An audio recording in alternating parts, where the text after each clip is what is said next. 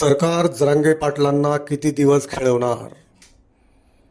सरकारला वाटले रद्दी कमी पडू लागली तर ते हजारो वृत्तपत्रात लाखो निविदा छापून आणू शकतात. अशी प्रख्यात कवी अशोक नायगावकर यांची एक कविता आहे.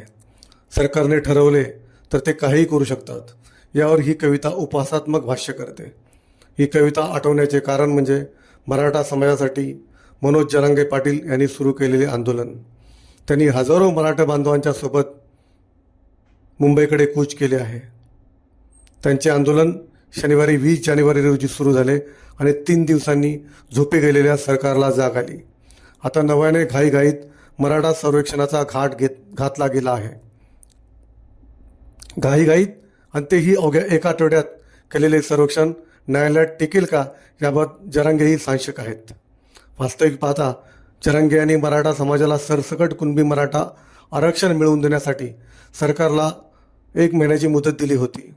20 जानेवारीपर्यंत हे आरक्षण मिळाले असते तर बोचऱ्या थंडीत मराठी समाजाला रस्त्यावर उतरावे लागले नसते. पण राम मंदिर उद्घाटन आणि त्याचा माहोल बनवण्यात सरकार अडकल्याने त्यांचे बिचाऱ्या जरांगे पाटील यांच्याकडे दुर्लक्ष झाले.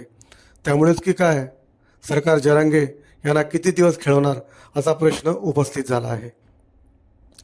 जरांगे पाटील यांनी हिवाळी अधिवेशनापूर्वी केलेल्या अभूतपूर्व आंदोलनाला चांगला प्रतिसाद मिळाला.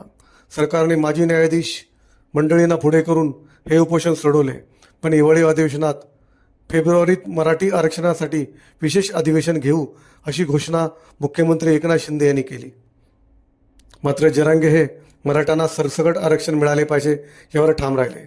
शिवाय 20 जानेवारीनंतर मुंबईकडे कूच करणार असल्याचे जाहीर केले. तेव्हा सरकारने तातडीने पावले उचलली असती तर.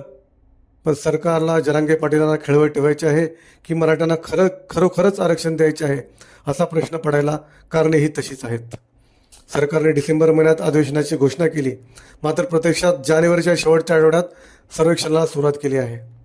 हे काम आठवड्यात होणार नाही हे सरकारला माहीत आहे, तरी घाईघाईत एका आठवड्यात सर्वेक्षण करण्याचा घातला गेला आहे. दुसरीकडे मुख्यमंत्री एकनाथ शिंदे यांनी आता मराठा आरक्षणाबाबत अहवाल आल्यावर अधिवेशन घेऊ असे सांगून आपली सुटका करून घेताना दिसत आहेत. त्यामुळे सरकार विरोधात काही प्रश्न उपस्थित होत आहेत. यातील पहिला प्रश्न, जर मराठा आरक्षणाबाबत सरकारला अधिवेशन बोलायचे होते तर सर्वेक्षणाचा घाट जानेवारीच्या अखेरीस का घातला गेला? प्रश्न दुसरा, मराठ्यांना सरसकट जात प्रमाणपत्र देण्यासाठी जरांगे यांनी आंदोलन करावे असे सरकारला का वाटत आहे? 20 जानेवारी रोजी जरांगे मुंबईकडे रवाना होणार हे जाहीर केल्यावर सरकारने जरांगे यांना लाईटली का घेतले? प्रश्न क्रमांक 3, मराठा आरक्षणाबाबत सरकार आता सर्वेक्षण करते. असे असताना 56 लाख मराठी समाजाला कुणबी प्रमाणपत्र दिली ते काय होते? न्यायालयात हे आरक्षण टिकू नये याची तजवीज सरकारने आधीच केली का? असे एक ना एक अनेक प्रश्न आता या निमित्ताने उपस्थित होत आहेत.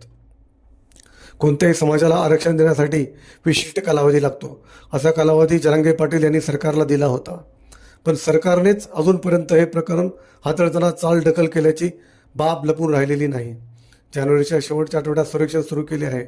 त्यातही लोकसभा निवडणुकीची आचारसंहिता कोणत्याही क्षणी लागण्याची शक्यता असल्याने आचारसंहिता लागल्यावर सरकार काय करणार याचे उत्तर कुणाकडे नाही. कोणताही गंभीर प्रश्न हाताळताना सरकार संवेदनशील पाहिजे. आरक्षणासारखा विषय हाताळताना ती काळजी घ्यावीच लागते. पण हे सरकार हा विषय हाताळताना गंभीर दिसत नसल्याने जरांगे यांच्यासह कोट्यवधी मराठा समाजाची फसवणूक तर करत नाही ना, असा सवाल आता निर्माण झाला आहे. कसा वाटला आजचा विषय हे कमेंट करून आम्हाला नक्की कळवा. नेत्यांच्या खबऱ्या आमच्या चॅनलला सबस्क्राईब करायला विसरू नका. भेटू उद्या नवा आगळा वेगळा विषय घेऊन. धन्यवाद.